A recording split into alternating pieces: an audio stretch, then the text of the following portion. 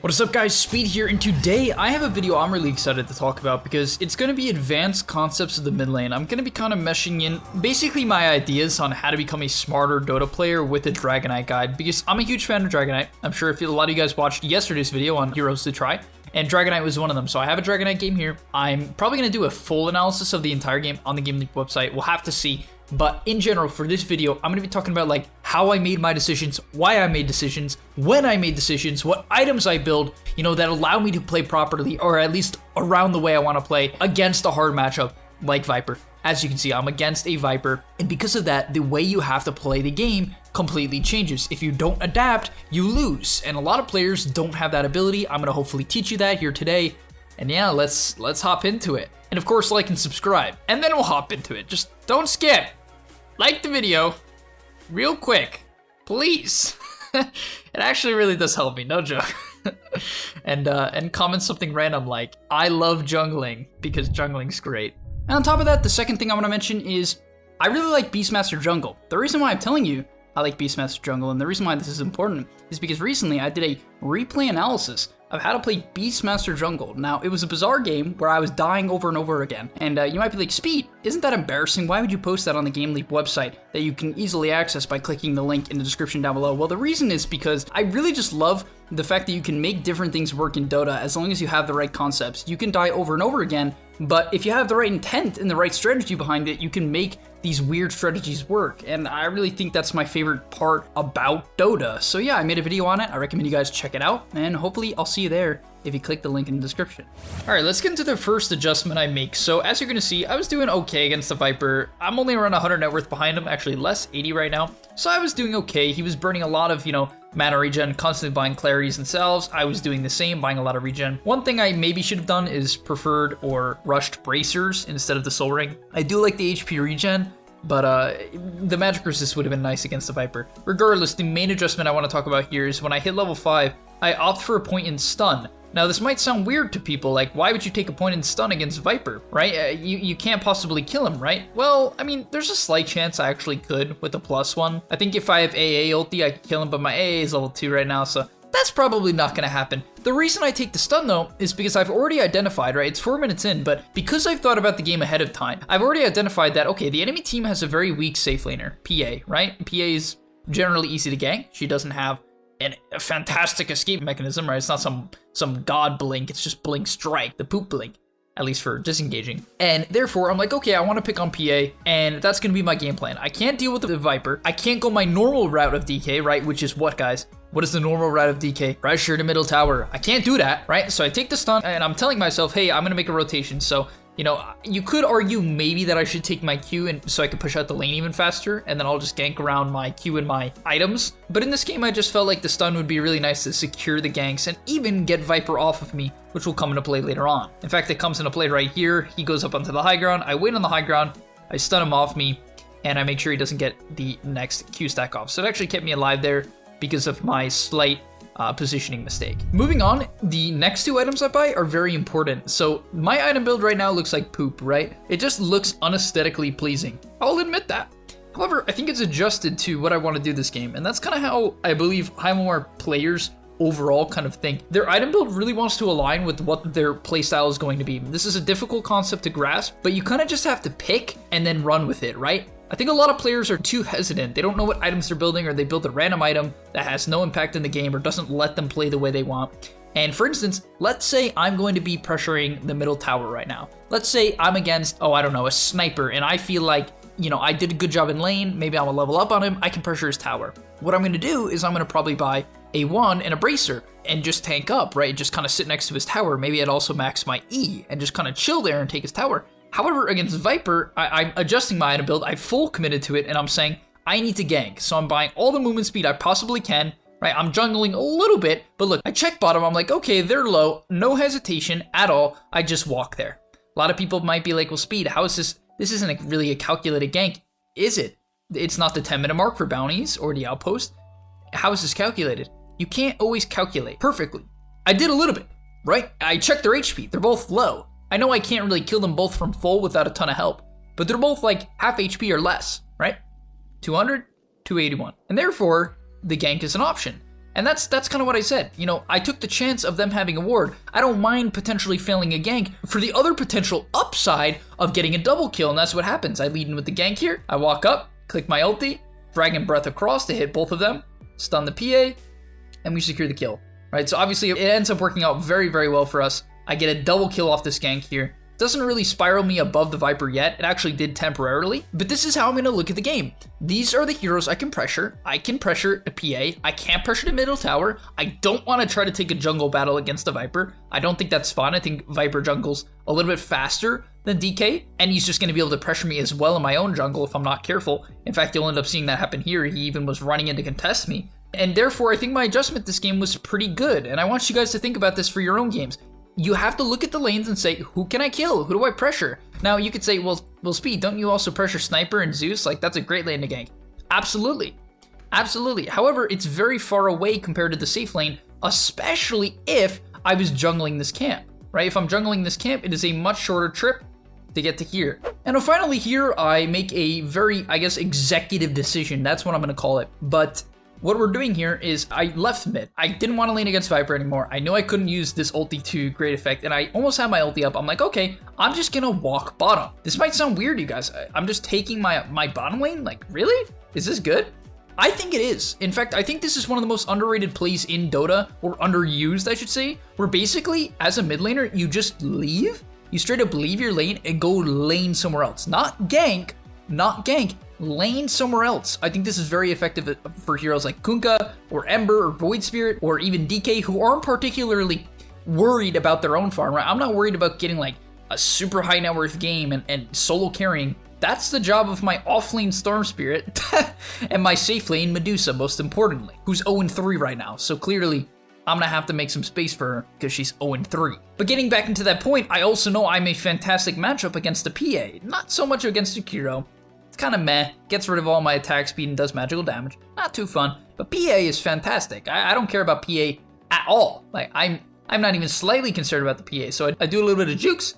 The PA mans up for some unforsaken reason, and I realize I'm strong. This might seem goofy, it's like, haha, PA lol, Speed, this doesn't apply to my games because the PA wouldn't be that dumb. What? No, you just don't put yourself in this position. The PA, I want you to think about it from her perspective. What is going through her head right now? Is she used to a Dragonite just casually laning? No. In fact, I believe, this might seem very meta, or like, I don't know, weird, but I believe that she got comfortable with me, or she felt that I wasn't much of a threat because I wasn't quote-unquote ganking her. You guys see where I'm going with this? Because I wasn't ganking and I was just laning there, she almost got comfortable. I know it's kind of a weird thing to think about, but I do believe that this often comes into play. When people are afraid of you, it's more often than not because you're surprising them, not because they necessarily know how strong you are. The pros do adjust to how strong you are, but like the average player, such as a pub player, very often will just react based upon like how much pressure you're either directly applying to them or whether or not you're surprising them. And now, because of this great rotation, I'm able to get quite a lot of farm. If we look at my net worth now, I am below the Viper, as I said. As you guys should know, just consistently roaming or leaving your lane is not the best way to get farmed in Dota. However, Viper is one of the fastest farmers in the early game, contrary to popular belief, and eventually I go back mid. But the main thing I want to point out is I've done a good job shutting down the PA, right? She was having a pretty good game. She actually had 3 kills, and now, instead of just having 3 kills, she has almost no CS, 27, which is abysmal because I've ganked her twice, and 3 deaths, which is really, really good. Getting into the next stage of the game, I once again decided to go back bottom. We're about 14 minutes in here, and the reason for this is I wanted to give my Medusa mid. So this is another kind of meta thought process I don't think a lot of mid laners go through. But once again, I don't consider myself the #1 priority of this game, right? So you might be like, well, Speed, don't safe laners very often take bottom? Absolutely. And in fact, if my Medusa wants bottom right now, or my Storm wants bottom, I would actually be completely happy to give it to them. I would be. I would go top and take the quote-unquote hard farm. But at this point in the game, we actually have a ward top, making it a little bit safer. We have the top outpost, and we don't have the bottom outpost. So bottom, I would argue right now, is slightly dangerous. And that's why, you know, I didn't mind at least pushing it in to keep my own farm up. Big thing here, though, is that I wanted to give my mid lane, which is the lane I would generally be farming, to my Medusa. The mid lane is a very safe lane to farm. Not the safe lane. It's a very mid-safe lane to farm for safe laners because like the time it takes for people to TP in is very short to the mid lane, right? It's very close. If you get ganked here, you can back up easily, support TPs as I just said, come in. And therefore, I think this area is very great for Medusa to play. She can push into mid-wave, camp, Ancients, it's very good for her. And therefore, you know, I think Medusa farming mid this game instead of bottom is actually quite a bit better because she can't even disengage from bottom if they catch her out. TPs can't really come in. And so yeah, as you're gonna see, I'm kind of just gonna chill down here. I'm not too interested in making plays. I do shift over and kill this Viper who goes on to my AA. Good job by AA to cast all his spells. That was super high skill of him. I love when supports do that. You know, if you're dying, just get your spells out. As long as it's not like Black Hole, you might want to hold that. But for the most part, get your spells out. And as you're going to see, I'm going to force split pressure here and keep up my farm. So this is my favorite way of playing Dota right now as a core, where you go onto the enemy side of the map, you take an observer ward for yourself. Guys, there's no excuse not to have wards nowadays. Like, if you were a core player and you complain about lack of vision, you're just delusional at this point. It's legitimately free. There's no Dota handbook that says, actually there probably is, but there shouldn't be a current Dota Day handbook that says supports are the only heroes that should buy wards, or take the wards, not buy, take the wards. Just take them and put them down. If my AA and Rubik aren't gonna play here and they need to protect Medusa, they're not gonna be here. So I'm gonna do it for myself. On top of that, you're gonna see me use my ultimate to farm here. And this is a bit of a DK thing, so I'll go back to DK a little bit here. But basically, if I don't feel like my team can fight, and I don't really wanna fight right now, I think the enemy team is not too strong, but it's very hard for us to pierce the backline until Storm gets some items. He's very squishy, so even if he gets on top of Sniper or Zeus, if they're together, they're kind of just they're gonna deal with him very easily. So instead, I decided to use my ultimate, my level 12 ultimate, to start farming. Unfortunately, the Viper ganks me. I did a good job calculating their stuns. I knew it was only a sniper, and so I TP out. But I was really happy with this set of gameplay right now because I get up a deep ward bottom, which is gonna allow my team to go on the sniper bottom in a second here as they jump him, right? So the deep wards allow us to get a sniper kill. I shove in the lane, I force heroes to the bottom. I have vision here, right? Courtesy of your boy, and things work out. And I want really people to see this. You notice how I'm not just playing on my side of the map?